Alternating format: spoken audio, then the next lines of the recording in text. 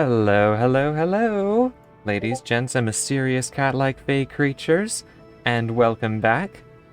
For those of you who are new, I'm the Green Nickel, as you can tell by all of the purple in my theme. And today, we are going to be playing some Kerbal Space Program. Now, I will note, I did at one point advertise that I would be playing KSP2, which recently was released. However, after a while, I realized I don't really have the computer or really the money for it. I mean, if it weren't an early access game, the price would be alright, but it's not something I can afford at the moment. But we're still gonna have fun here, aren't we? So, this is going to be a heavily modded instance of Kerbal Space Program. The main two mods being Kerbalism and Galaxies Unbound. The Galaxies Unbound basically adds a bunch of new star systems to the game, and Kerbalism adds a bunch of health and reliability mechanics such as radiation, the need for food and water and oxygen, pressurization, those sorts of things. And sometimes parts can go haywire. Engines might stop working or explode, and there is a way to make them more reliable, and they're still going to be generally very reliable for a while, but let's get started. I also have a few visual enhancement mods, as you can tell by all the clouds, as many streamers do. But anyway,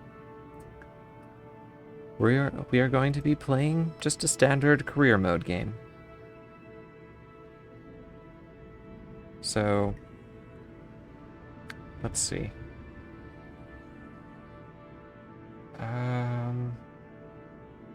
I like this flag. I do want my own custom flag at some point, but I don't have that for now, so we'll go with the defaults for now, and honestly, I kind of like that one. I'm not too worried about it. No respawning missing crews.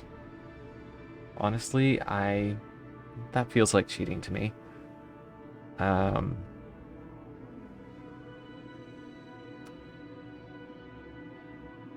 Reverting flights and quick loading, those should be available in the event of Kraken attacks, or if I do a really bad gravity turn. Seriously, sometimes gravity turns can be really bad.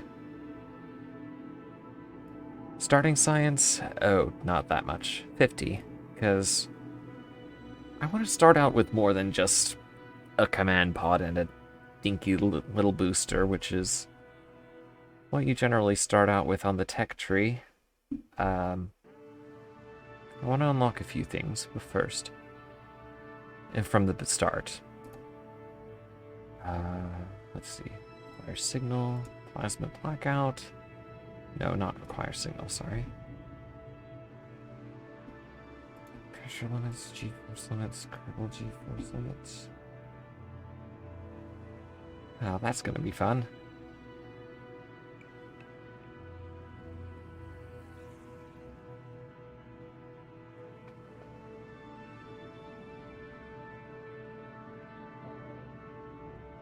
Part upgrades.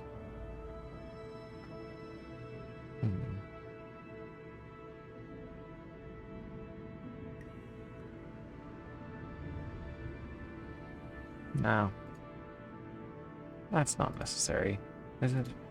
Well... we'll keep it.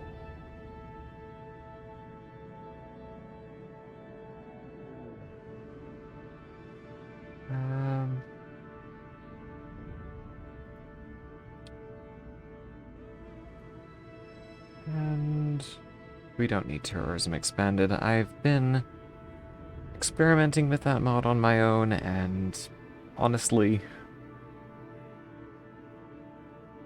it's not the greatest. The deadlines are extremely restrictive to the point where if you don't start the mission immediately, you're pretty much guaranteed to fail the contract. But Tourism Plus, that's fine. We'll do Tourism Plus. Let's see. Kerbalism. No lifetime radiation. That's just too far. I want my Kerbals to be able to go on more than one mission, especially when they're crossing radiation belts. Let's see.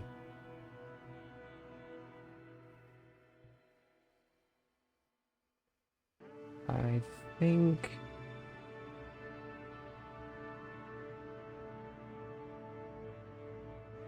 all of this is fine. Ah.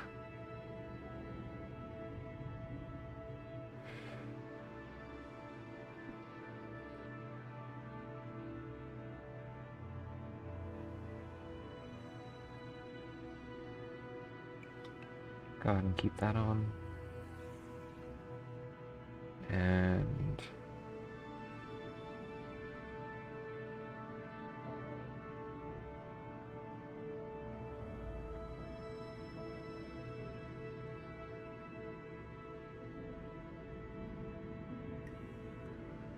okay, put that up, that up, that up just a little. Put that up too. Alright.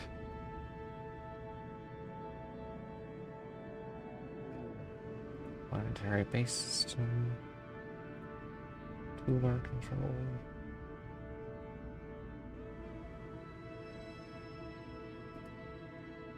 Oh, we're not using that. Okay, I think those are some good settings. Wouldn't you agree? I can tell I have some viewers. Did something weird happen with the chat?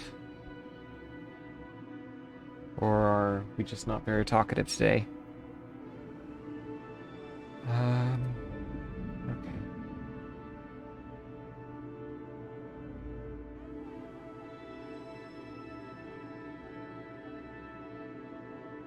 Well, let's begin.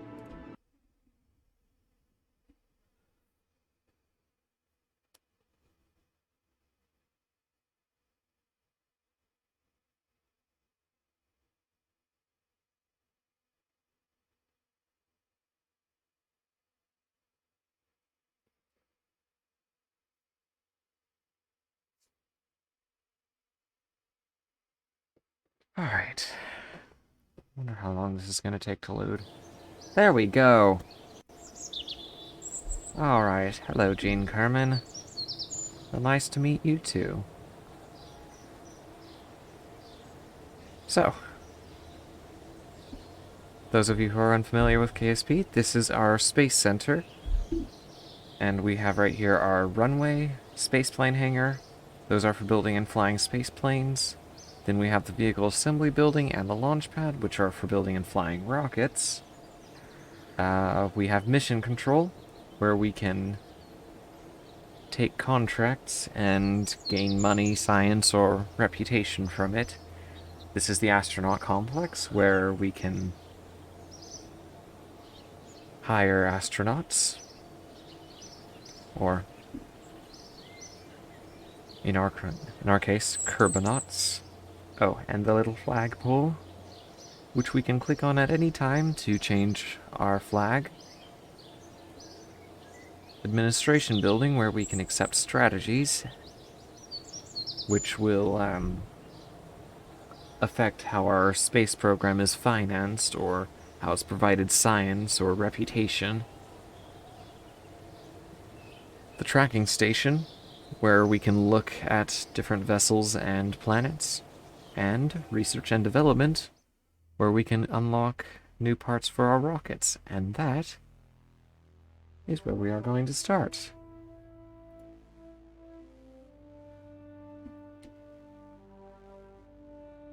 So, So, just gonna unlock basic rocketry and engineering 101 to start with. And then...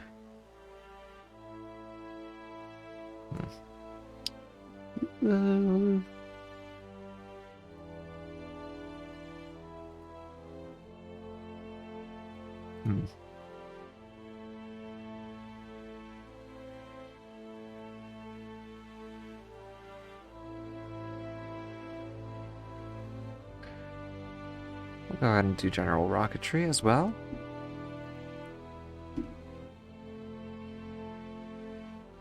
And...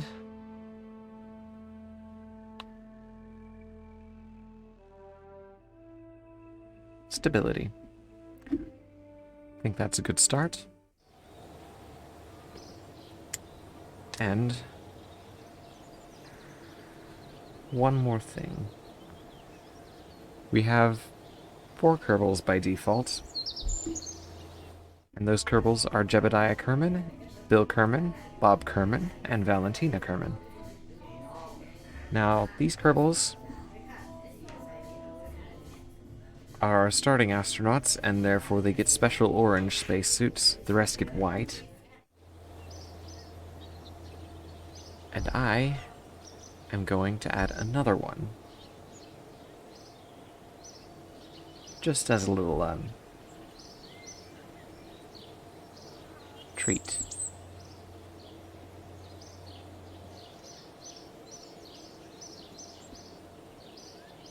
Because, if I'm honest, I'd like to have a little place in this space program. Let's see, Nicole Kerman. We'll go ahead and make her a scientist. Experience level 4. No, that would be cheating. We'll start her at 0 like the others. Courage and stupidity. Those don't have any actual effect in the game mechanics. But they do affect the expressions that they show you when you're flying the rocket, because you can see their little faces while you're doing that.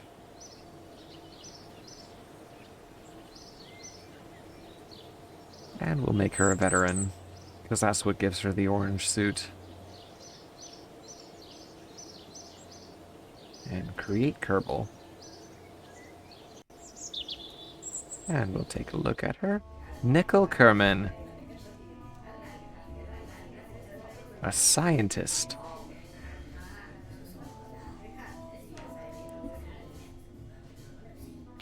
And we are at our maximum active Kerbals. Lovely. Now, shall we begin? I certainly think so.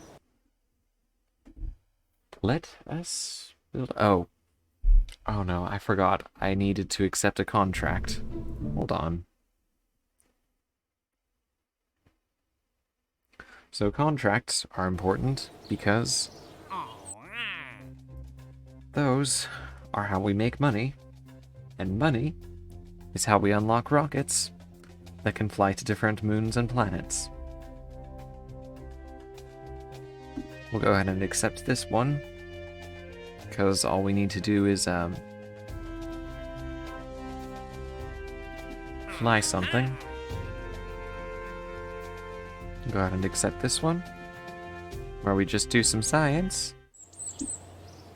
And now we can begin building a rocket.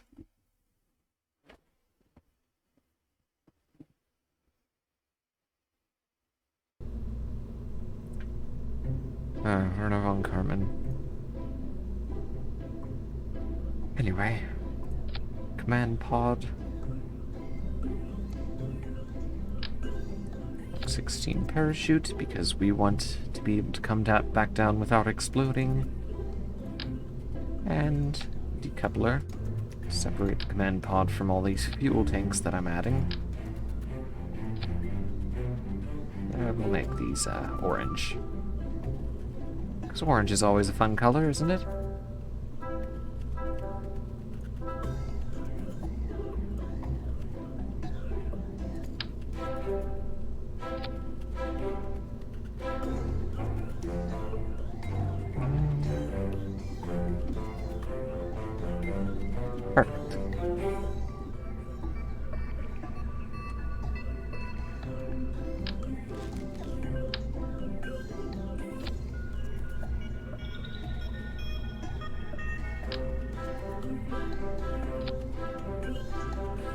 All right.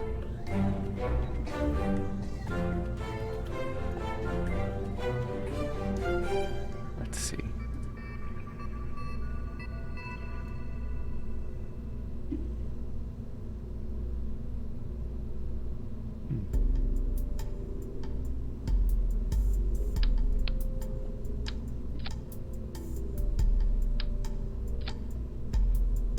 Perfect. I have almost 3,500 meters per second of delta V.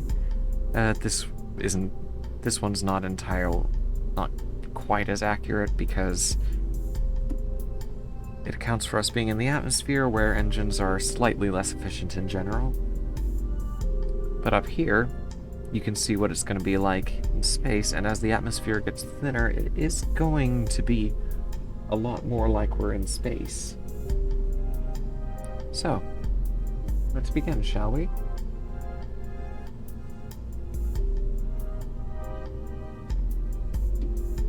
And we should add some tail fins, because we don't want the rocket just randomly tipping over.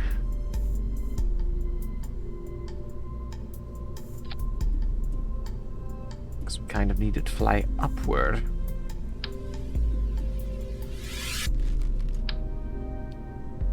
Add some up here too. Some science. So, in vanilla Kerbal Space Program, you can just run scientific experiments like crew reports and EVA reports and just store as many as you need to in the command pod. It doesn't quite work the same way in in Kerbalism. Sorry. In Kerbalism, you have limited storage, and different modules have different amounts of capacity. So, one way to increase the capacity... There are two ways to increase the capacity of your spacecraft. Either go to the command pod and mess with this button, or you add one of these computer flight units. Because each of those has 500 kilobytes of data by default, but can also be toggled the same way a command pod can. We're going to start this one at 2 megabytes. That should be enough for everything. And we have a Geiger counter to measure radiation, and a thermometer, and the mystery goo. We all love mystery goo, don't we? Actually, we'll put it here. So all of these items, for those who aren't familiar with Kerbal Space Program, can run different experiments. And basically these experiments collect data, which once they are sent back to the Space Center, either by transmitting it or by recovering the spacecraft, you gain more science, which you can use to unlock more rocket parts, as I've already shown you. But anyway, let's name this craft. What would be a good name?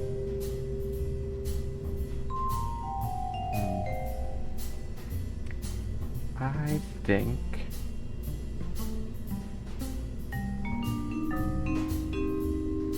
Up. Truly inspirational name. Named after the direction we are trying to get this thing to go. Now, let us go to the launch pad, shall we? And onto this rocket we shall load Jebediah Kerman.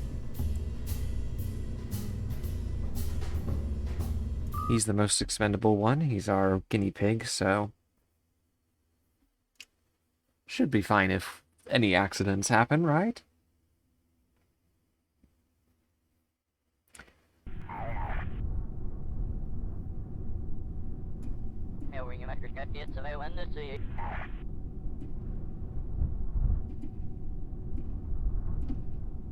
Alright. Radiation scan. Temperature scan.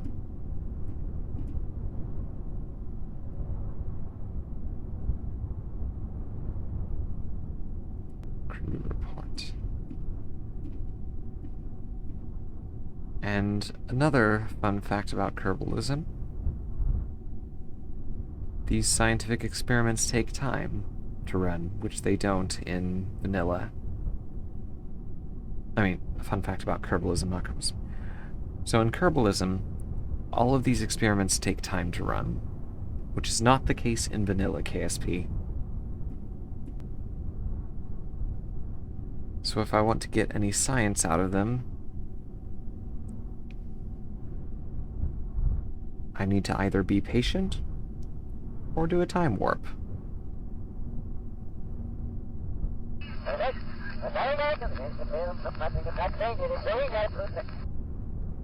Unfortunately, if I time warp too much, there's the danger of running out of electricity.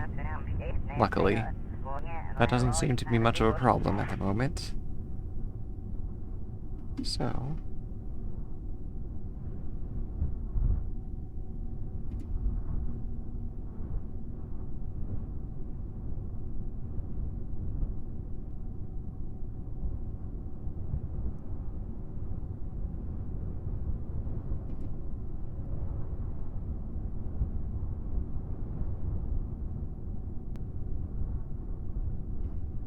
and we got those done. Lovely. Let's try to orbit Kerbin, shall we?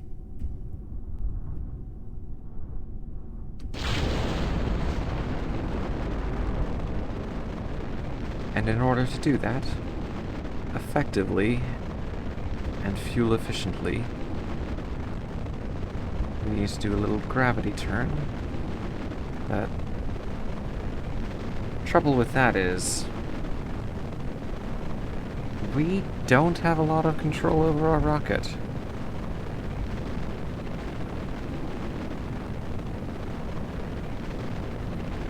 Like, there are reaction wheels in this command pod, but they are incredibly weak.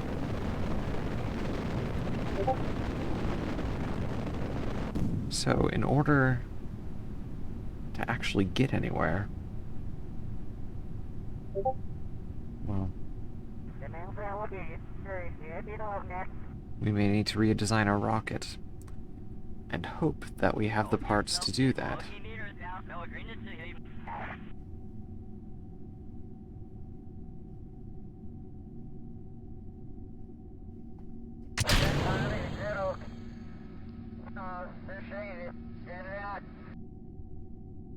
So, let us attempt to get somewhere, shall we?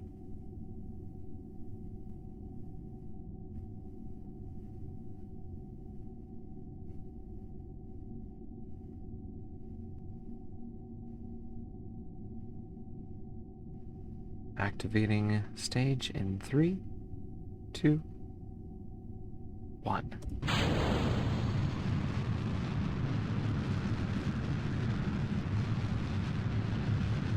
Now, because of that inefficient takeoff, I seriously doubt we're going to get into orbit.